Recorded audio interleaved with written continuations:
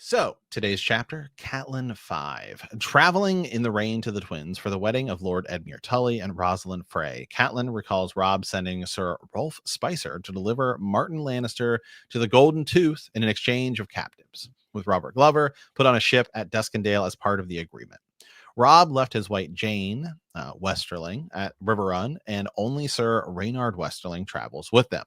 Robb has brought 3,500 men with him, those who have been with him since the battle of the Whispering Wood, and who will follow him to Moat Cailin after the wedding.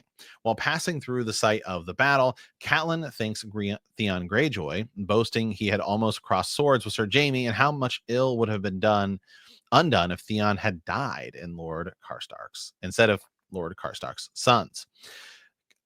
When they reach Oldstones, Catelyn recalls the ruins of a once great castle and the kings of the rivers and hills during the Mud Dynasty. The Mud were first men, but during the time of King Christopher the Fourth, the kingdom of the first men was falling during the coming of the Andals. Christopher IV died when 7 Andal kings joined forces against him. Robb tells his mother that he has plans to legitimize his brother Jon Snow and name him heir should he and Jane not have a child. Catelyn is stunned by this proclamation and pleads with him not to make the mistake the Targaryens made with King Aegon IV Targaryen when he legitimized all of his bastards on his deathbed. The Blackfyre pretenders plagued the Targaryens for 5 generations until Sir Barristan Selmy slew Maelys Blackfyre on the Stepstones. They both fear that Sansa will give the imp a son and thus control of Winterfell, and agree that must be prevented. She pleads that Robb consider naming his sister Arya as heir, but Robb insists that no one has seen Arya since his father Eddard's death, and that his sister is likely also dead. Catelyn tells Robb that she cannot support his choice of Jon, but Robb reminds her that he does not have to ask for her support, stating, I'm the king. Lord Jason Mallister soon joins Robb's force at Hag's Mire, bringing with him the captain of the Miram. The captain tells them of King Balon Greyjoy's fall to his death when a wind blew him off one of the bridges between the towers of Pike, and no sooner was he dead than Euron Crow's Eye returned to claim the Seastone chair. Lord Botley was drowned when he objected to Euron. Knowing Victorian and Asha will not stand for Euron's actions, Robb commands Major Mormont and Gilbert Glover to sail through the marshes of the Neck on Mallister longships to seek out Howland Reed at Greywater Watch. After he is joined by Roose Bolton at the Twins and Edmure's wedding is done, Robb plans to march on Moat Cailin with 12,000 men. Howland's Chronic men will guide a small force under Robb's command across the swamps in order to reach Moat Cailin from the north. When Galbart warns what should happen if the Chronic men were to fail him, Robb replies, they will not fail. My father knew the worth of Howland Reed. Robb then announces that Catelyn will be taken to Seaguard under the protection of Jason after the wedding. King Robb then calls his bannermen to fix their seals as witnesses to the decree naming his heir. Talk about a massive chapter. There is so much in this chapter, Jimmy. I mean, the setup to the Red Wedding, crazy. Euron Greyjoy's appearance, and the Balon Greyjoy dying. All of the stuff with Jon Snow about to be named heir, what's going on with Arya, Howland Reed. There's even small little, there's so many small details in here too, which I want to talk about with like Jason Mallister. And the Seastone chair. There's a massive chapter. So like, I guess what are your big thoughts about like when you finish this? Howland Reed. That's always my thoughts. I'm always so curious about what's going on with him and the Chronic men. Also just how much of a let's effing go moment. Robb Stark being like, well, that's fine, mother, but I'm the king. It's one of those times where, I don't know, maybe it's because I was also a rebellious young boy at one point and finally was able to like do what I wanted. But so Catelyn's right about a lot of stuff, right? Catelyn is a very divisive figure within the fandom. A lot of people hate Catelyn because the way she treats Jon, and I've never been a big fan of how she treats Jon. But Catelyn also is right a lot of the times. Catelyn has pretty good instincts for most things, and she probably could have saved a lot of strife and heartbreak had Robb listened to her maybe just a little bit more. This is one of those times, however, where I am totally against Catelyn, and I'm like, you get her, Rob. You tell her, put her in her place. You are the king. Tell her. Yeah, well, any man who has to say he is king Is no too, king at all. right? Woo! Yeah. That came to my mind. To me, again, this goes back to what I was talking about at the beginning of today's episode. Man, the solemnness of this chapter really is what stood out to me. Catelyn's solemnness, and there was a line, I thought I had it saved, and but I have a bunch of other things highlighted. But there's a line, and I'm trying to find it here, where Catelyn is looking back at River Run as they're getting ready to leave, right? And she's thinking about, well, this might be the last time I ever see it. Like, there's so much foreshadowing to this might be the last time for a lot of things in this chapter. Yeah, I think that usually when people say that in books, I don't believe it. I'm like, oh, okay, well, that means they're coming back. In this case, correct. Correct. Mm-hmm. There is a ton of, I mean, I guess, ominous energy in this chapter. But you know, another thing is, how good is George at relaying history lessons in a way that is like, you know, world building, history building, but it isn't just like straight out like, oh, and of course, 80 years ago we saw Barristan Yeah. like none of that there, and it's planting seeds for the Blackfire Rebellion here, right? We're getting reminded of Blackfires. Why is that? Is it perhaps because George is going to introduce a character that might be a Blackfire himself? Well, also because George at this time is dumping out some of the Dunk and Egg books, which also tie into like, you know what I mean? Yeah, no, for sure. There's that connection. Yeah, I will say this about George, and you know, I haven't read nearly as much fantasy as you have, but from the other fantasy I have read, is George Martin to me is the best at, you know, like you said, he weaves in lore. He doesn't feel, there's no chapter that really just does a lore dump, right? Where sometimes like Wheel of Time certainly does that, at least from what bit of I read. And sometimes you have to get those lore dumps to make things make sense, but he weaves it in so effortlessly that you because you pick up tiny pieces throughout, rather than, hold on, we got to get through this like huge story here. And even when he does those moments, it's like a paragraph. Yeah, they exist. They do exist in the series, but it's never way less like a full chapter, which you get in other series. Yeah, and also he does it pretty tactfully, whether it be through conversation of educating someone, which is a pretty common device to do such a thing. But also he does it in a manner where someone's in their inner thoughts and being like, oh, there's Harrenhal. I heard all these ghost stories about Harrenhal and this that happened. And like, so it makes sense that someone would be thinking about that, right? I think he does it in a pretty natural way, which is really, really great. And so one of the biggest pieces of writing advice people will give is show, don't tell. The ironic thing about that is actually sometimes it's better to tell.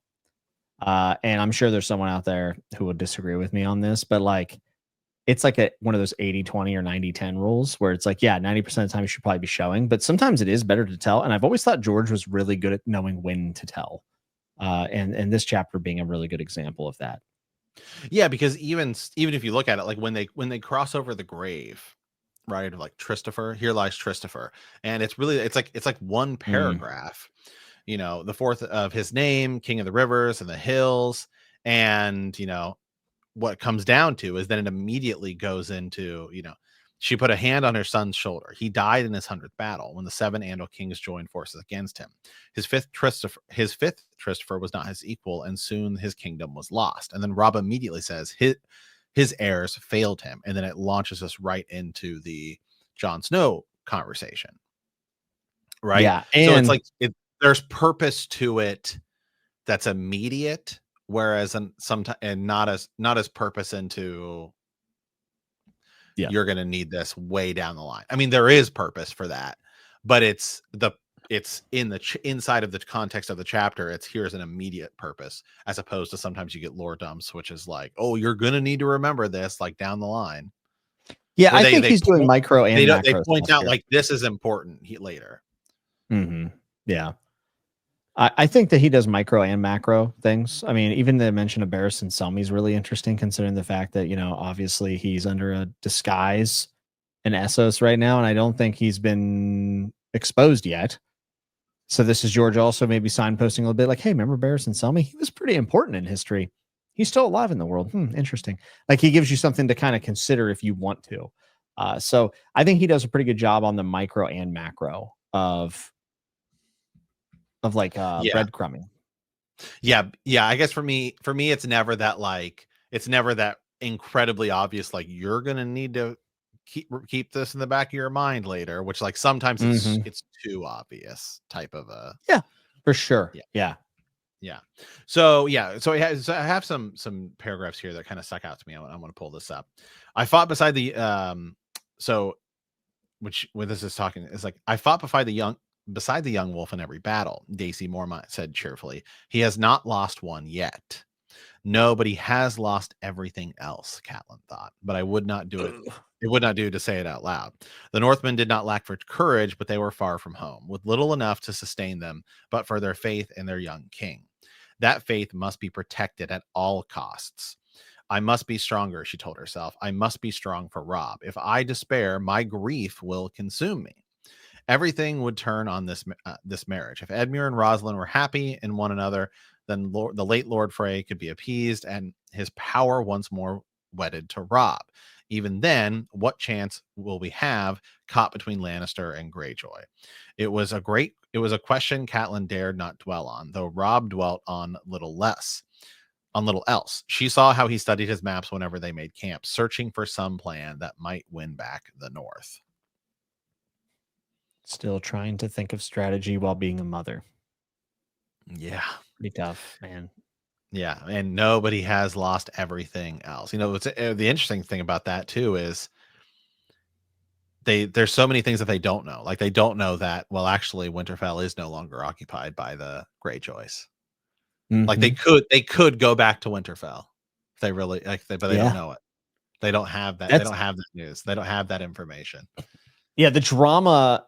Some people call it a miscommunication trope, but it's actually really not what this is. This is more of a restriction of information due to the way that they share information in the world, and it's a really good way of George like playing with that to create tension and drama, and giving us a sense of anxiety. Like, no, you can just turn back now, But they don't know that, and it's one of the reasons why I really love the whole Raven system of like send a Raven. Send this and send that, and the information flow is not linear, and not everyone knows everything at the same time either. It's not consistent, and that comes up so many different times in the series where it matters.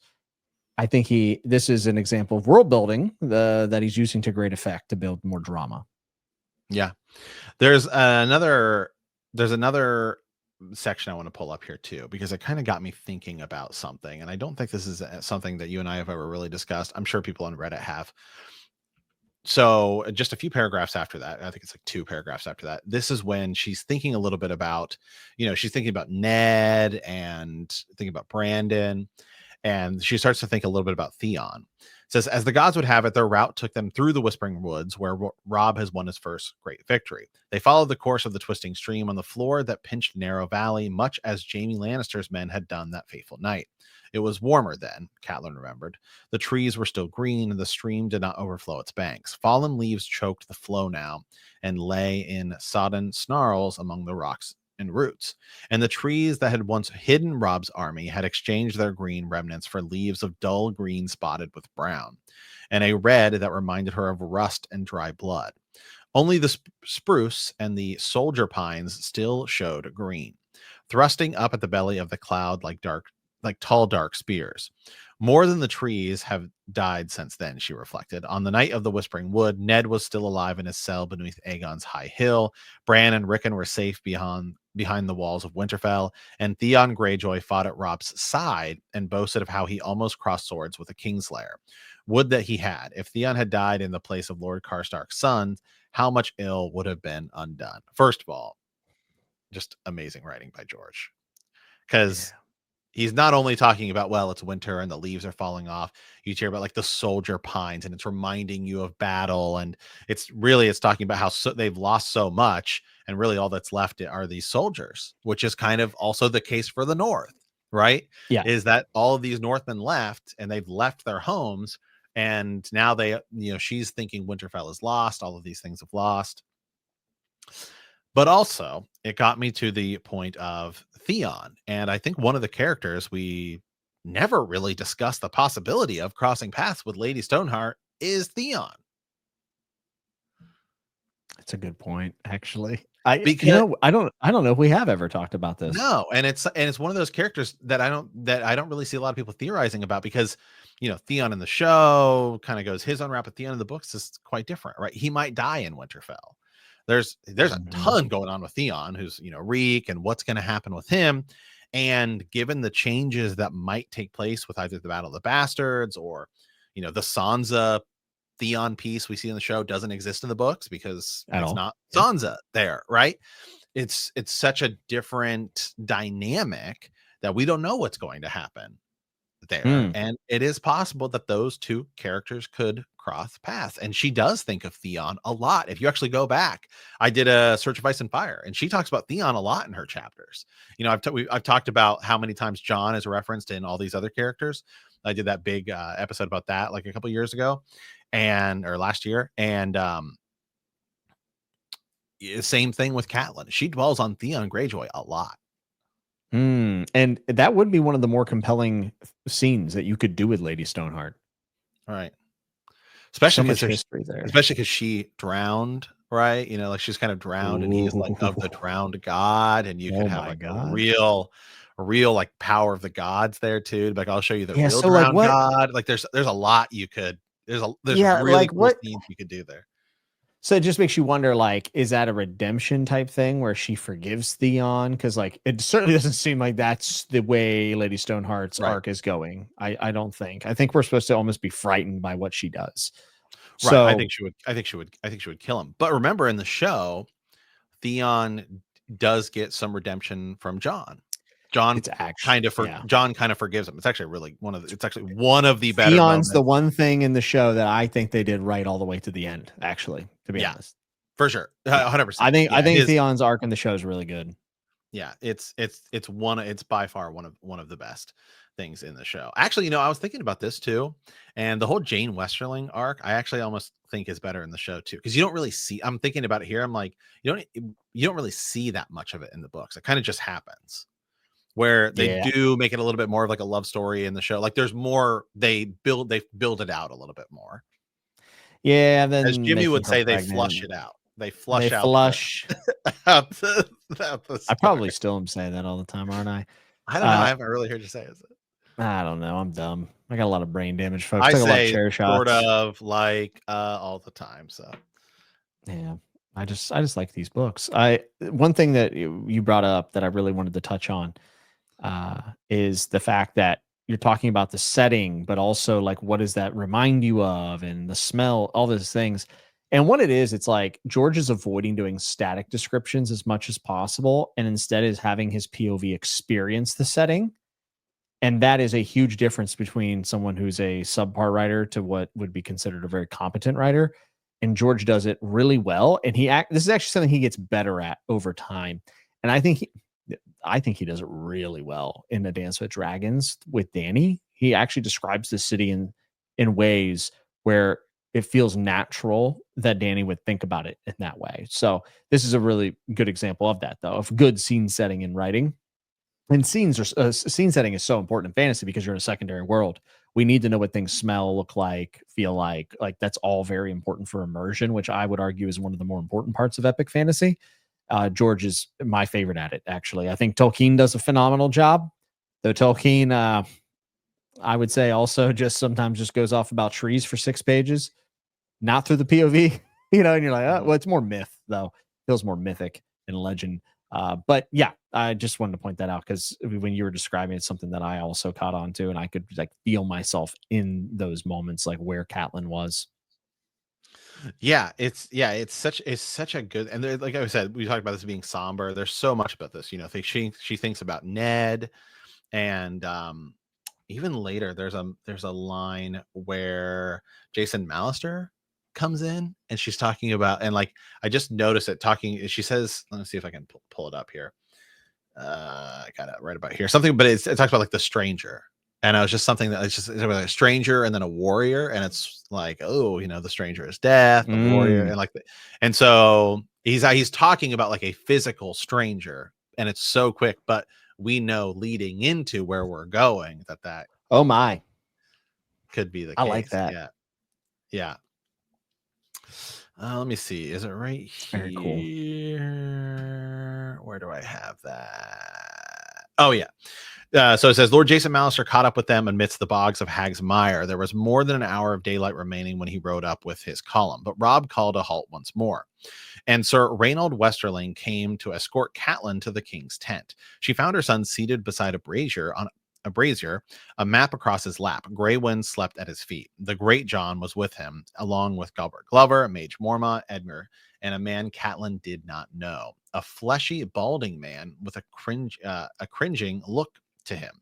No lordling, this one. She knew the moment she laid eyes on the stranger, not even a warrior. It's Jason Mallister who rises to offer Catelyn his seat.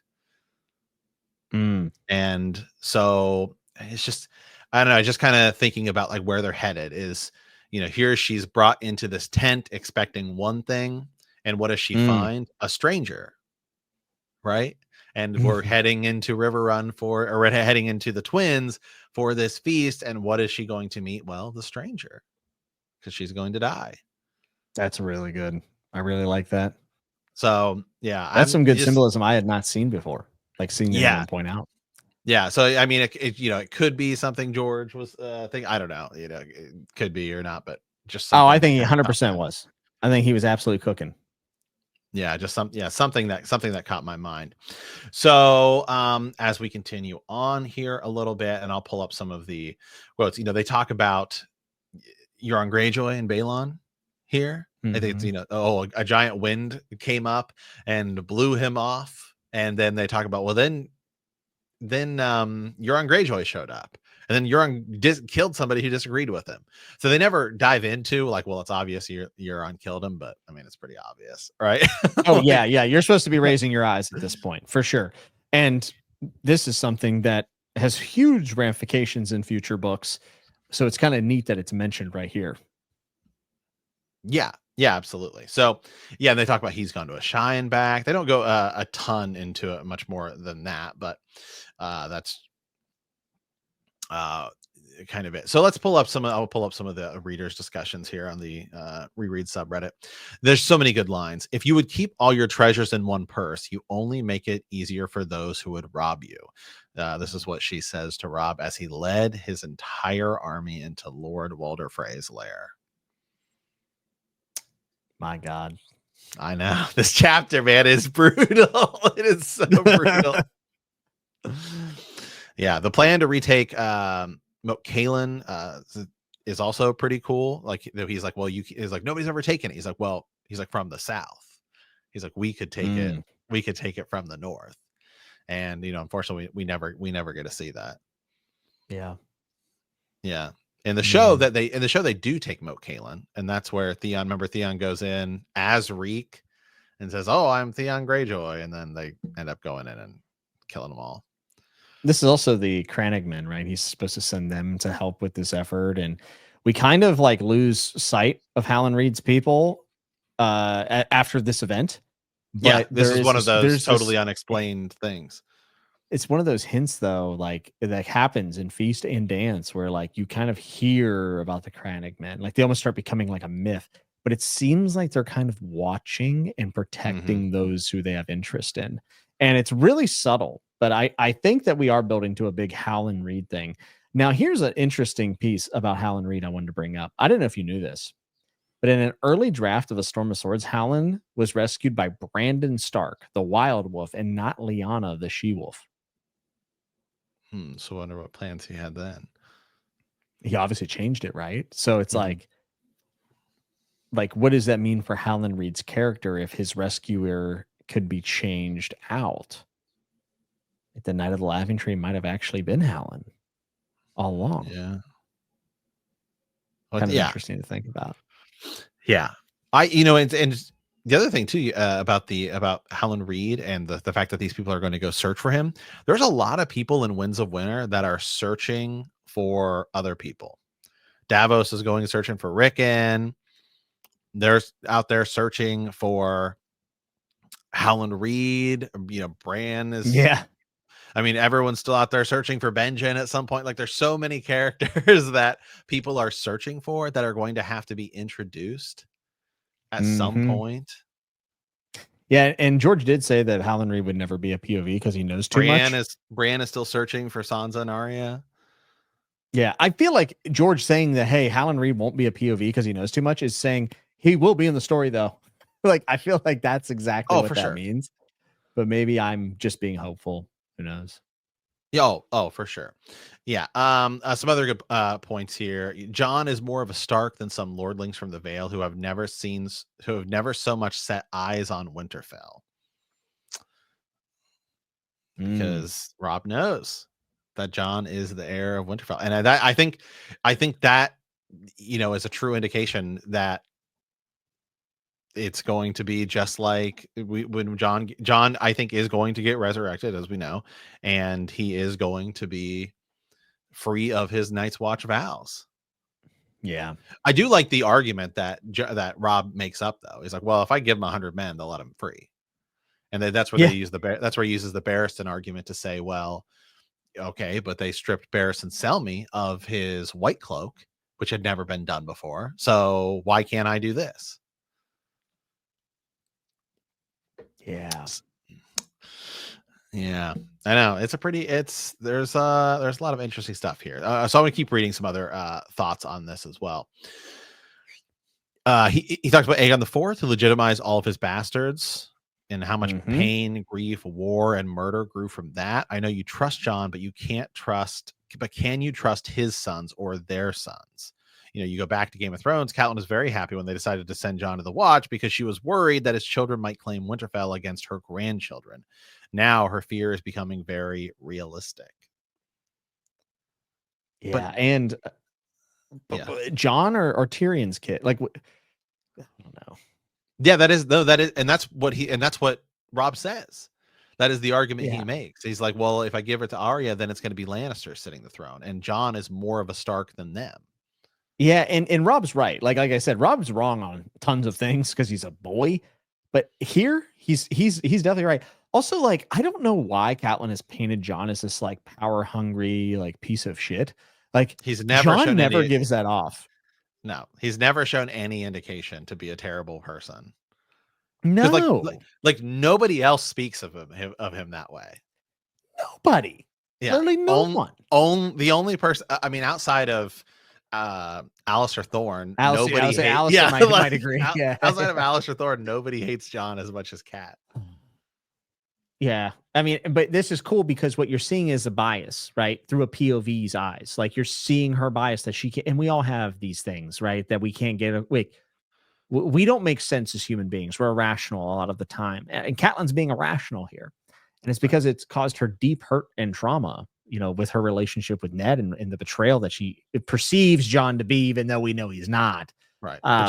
Which is why the theory, and a lot of people say that she may give up her life. She may be the one to give up her life for the resurrection of Jon. That'd be sick. Which would make her arc feel pretty cool. Oh, it'd feel really good. It would also feel really good if she killed some Freys first, but yeah, but it's just like system. How do you get her up there logistically? What's gonna cause her to hear about that? You got to get her to the wall. You have to get through Red Wedding 2.0. Like, it's tough. The only way I see that happening is this is the only scenario I see this happening. But the problem is the timeline for this, because of the way pieces move and travel. The only way I see this happening is if like Davos.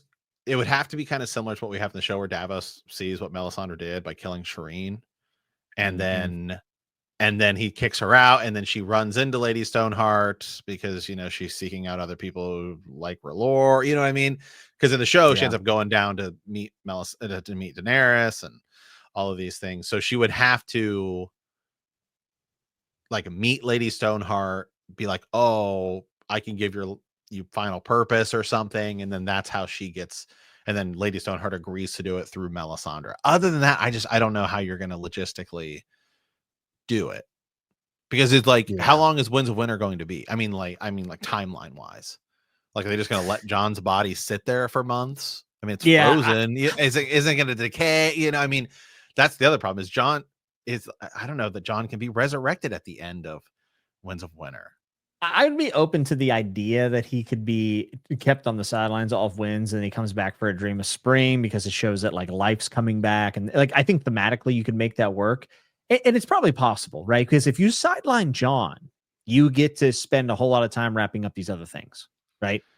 Like, it's almost like putting him on pause and then wrapping up all this other stuff you got to get done at the Wall. Eventually, but Winds of Winter would have to be like 3 days. Yeah. Maybe, you know what I mean? Maybe, but here's the other thing, and I actually think this is very likely. We might see an early resurrection of Jon, but I think Jon's going to have to remember what it's like to be human again, because he's going to go into Ghost. He's going to go into Ghost, so he's going to live on, and it's not going to be a pretty resurrection like it was in the show. Like, it's going to be, it's going to be gruesome. Yeah, I guess there is also the timeline thing where some, and this is why I'm excited for us to do Boiled Leather, the combined read of the 2 books, is that what's happening at the Wall could be 3 or 4 days, and some of the other events could be much longer.